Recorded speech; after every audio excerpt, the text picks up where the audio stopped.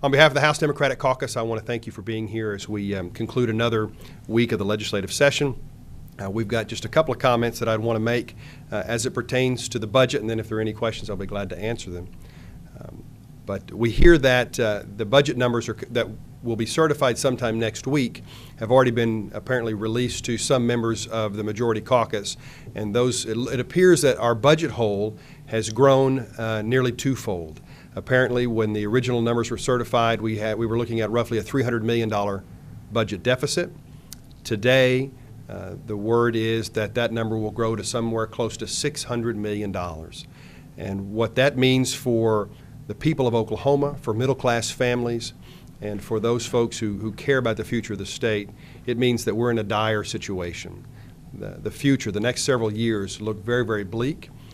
When you consider the fact that when the price of oil was over $100 a barrel and other states were investing in their core functions of government like education, healthcare, and public safety, Oklahoma was cutting budgets because of the fiscal irresponsibility and the lack of leadership that have come out of 23rd and Lincoln in this building.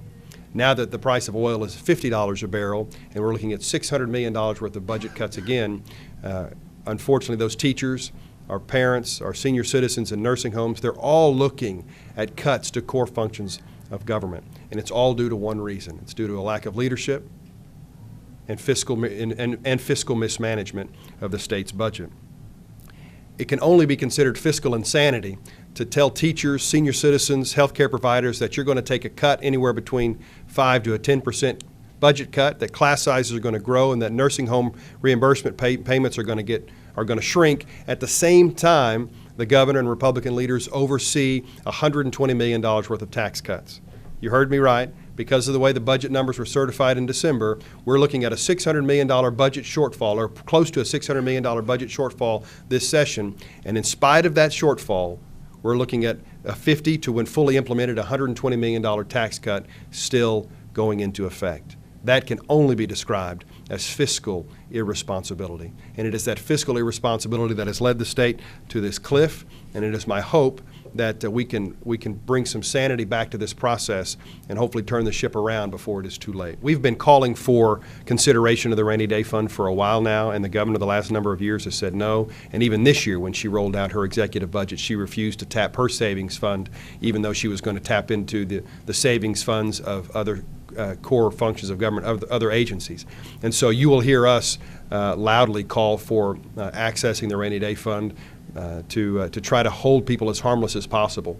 When you've got a public education system that's seen over 45,000 new students enter the system, but yet we're still basically $170 million below funding where they were back in 2008, you're at a crisis level. If you want to use use the rainy day fund terminology, it's raining on our public school children right now. And for the governor to sit back and say that we're not going to use those funds to try to shrink class sizes, to try to just bolster our public schools, would be irresponsible. And so we hope that all measures are on the table, but we must make note that it has to be constitutional, because the governor will not find support from our caucus to go raid revolving funds that are set aside and encumbered for specific purposes. She did it last year. It was unconstitutional. The Republican leadership did it last year, and it was unconstitutional. And so we voted against a budget that used those funds. If they want to roll out another budget that does the same, we'll vote against it again. You bet. Our caucus is officially supportive of a ban on texting while driving. Matter of fact, for the last number of years, it's been our caucus that's driven the train on that, trying to get it on the House floor. We appreciate the fact that some Republican members have come over to our side of the issue, and we appreciate the governor's vocal support of the measure. It's been inexcusable and inexplainable the last number of years as to why that bill never got a hearing on the floor, because it's overwhelmingly supported by the public. It's overwhelmingly supported by the members of the legislature. It just never got a vote. We hope that this year that comes to an end.